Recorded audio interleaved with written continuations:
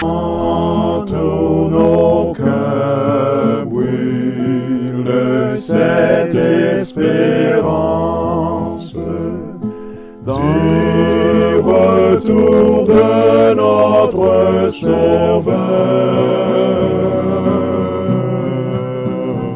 Différents faits divers nous interpellent et nous incitent à la réflexion. Ils annoncent un événement imminent et d'une grande importance. Mais comment l'analyser? En écoutant Jean-Claude qui, à la lumière de la Bible, t'accompagnera et te permettra d'être prête, d'être prêt pour le retour de Jésus. Note que les éditions spéciales sont disponibles sur YouTube. Quelle est la réponse 2? Le 2, c'est le chiffre. Je te salue fraternellement en Jésus-Christ, le Sauveur du monde. C'est Jean-Claude qui partage avec toi cette nouvelle série qui s'intitule « Découvrir la vérité ». Marco et Jean-Claude, nous sommes très heureux d'être là avec toi pour t'accompagner dans la merveilleuse parole de l'Éternel. Elle est belle. Voici ce jeune homme, Joseph, qui est jeté dans une citerne par ses frères et qui ont récupéré donc la belle tunique. Ils ont un projet pour Joseph, le mettre à mort. Que feront-ils? Juste avant de voir, vendons-le. Prions, ô Éternel. Un jour, tu as tissé nos corps dans le sein de nos mères. Un jour, tu nous as emmenés sur cette terre.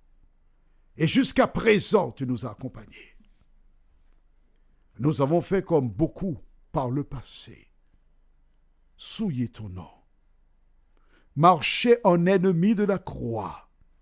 Fait ce qui est mal à nos yeux. Mais le Saint-Esprit un jour vint, nous transforma. Nous te disons merci, Seigneur. Alors que nous découvrons la parole, qu'elle puisse nous transformer, qu'elle fortifie celles et ceux qui sont faibles. Cet esprit, nous te remercions de réaliser cela dans nos vies, au nom de Jésus et pour ta gloire éternelle. Amen. Souviens-toi, Joseph est dans le puits.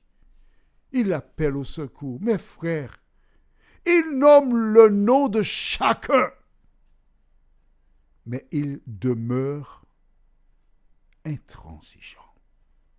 Je reviens à la communauté. Mais si Marguerite a un problème, elle va voir sœur Félicienne. Félicienne l'écoute. Je te comprends. Je prie pour toi. Félicienne ne dit pas, écoute, c'est injuste ce qu'on t'a fait. Je vais arranger les choses, je vais parler. Non, je prie pour toi. Et puis Félicienne a fini avec toi. Elle a lavé ses mains. Hein? Débrouille-toi. Tu vas voir telle autre personne, même attitude. Parce que les gens ne veulent pas se mouiller. Les gens ne veulent pas avoir de problème. Alors on te dit, débrouille-toi avec ton problème. Tu sais ça? Ça t'est arrivé? Et qu'as-tu fait? Tu ne sais pas ce que tu dois faire? Je vais te dire. J'ai découvert dans une chanson la solution qui dit « Es-tu lassé, rempli de tristesse? Dis tout à Jésus. » C'est ce que tu as à faire. Beaucoup de personnes ne peuvent pas vivre si elles ne prennent pas leur portable, leur téléphone pour appeler un membre, un ancien ou pasteur. « Ah, pasteur, venez me voir, j'ai des problèmes. » Attends. Attends. Pourquoi tu appelles le pasteur? Au lieu d'appeler le membre, l'ancien, le pasteur, appelle directement Jésus de Nazareth. Laisse le pasteur vivre. C'est un homme comme toi. Il ne peut pas comprendre ce que tu vis. Parce qu'il faut qu'il porte les mêmes chaussures que toi. Il ne connaît pas ton histoire. Il ne connaît pas ton passé. Il ne connaît pas ton présent. Il ne connaît pas ta sensibilité. Il ne sait rien de toi que ce qu'il pense. Mais ton Créateur, l'Éternel des armées, lui, il te connaît. Lui, il peut comprendre ce que tu traverses. Lui, il peut t'apporter la solution. Que penses-tu?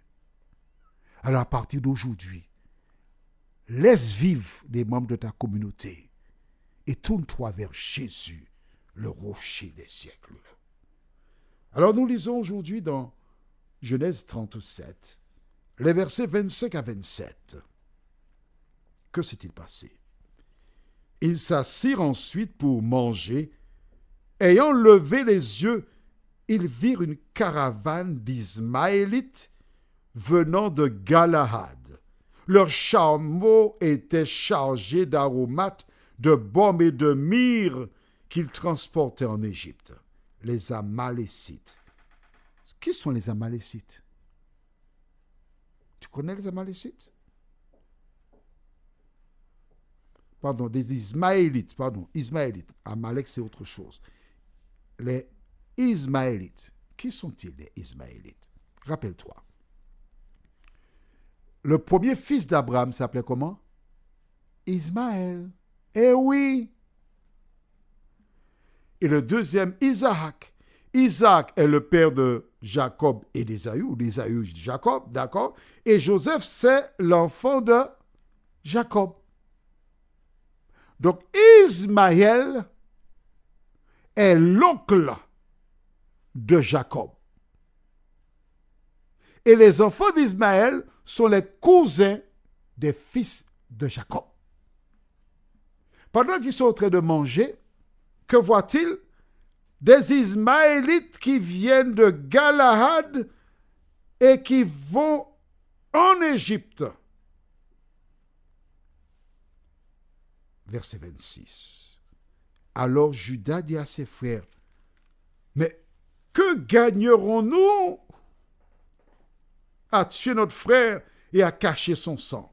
Venez, vendons-le aux Ismaélites et ne mettons pas la main sur lui, car il est notre frère, notre chair. Et ses frères l'écoutèrent. Waouh! La situation a évolué. Hein? Des hommes qui voulaient au départ tuer. Ces mêmes hommes déclarent plus tard, car il est notre frère, notre chair. La vérité. Vous ne saviez pas ça avant? Vous ne saviez pas que XY, c'est votre sœur en Christ, votre frère en Christ? Vous allez maintenant vous programmer de raconter ses faiblesses, ses péchés à des étrangers. Tu me suis, hein? Écoute bien ce que je te dis là, oui. Tu es membre d'une communauté et tu veux vendre ton frère à des étrangers. Combien de personnes qui ont des sœurs et des frères dans l'église et qui vont raconter à des personnes hors de l'église les souffrances, les soucis, les péchés de leurs sœurs et frères. Est-ce que tu vois comment c'est odieux? Est-ce que tu réalises comment c'est diabolique? Je ne veux pas te faire de la peine. Je veux simplement t'éclairer afin que tu comprennes l'Évangile. Alors je t'invite, si tu te reconnais, à faire deux choses. La première, à reconnaître ta situation. Deuxièmement, à dire à ces personnes, j'ai eu un comportement contraire à la parole de Dieu. Je n'aurais pas dû te raconter la vie de X. je te demande pardon. Pourquoi tu dois le faire? Je vais t'expliquer. Quand tu as été raconté à quelqu'un hors de l'église ce qu'a fait un membre de ton église, que pense cette personne-là?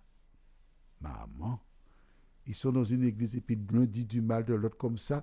Est-ce que tu penses que cette personne à qui tu as été raconté peut désirer se donner au Seigneur? Réfléchis, réfléchis. Ne sois pas prompt à me répondre. Réfléchis.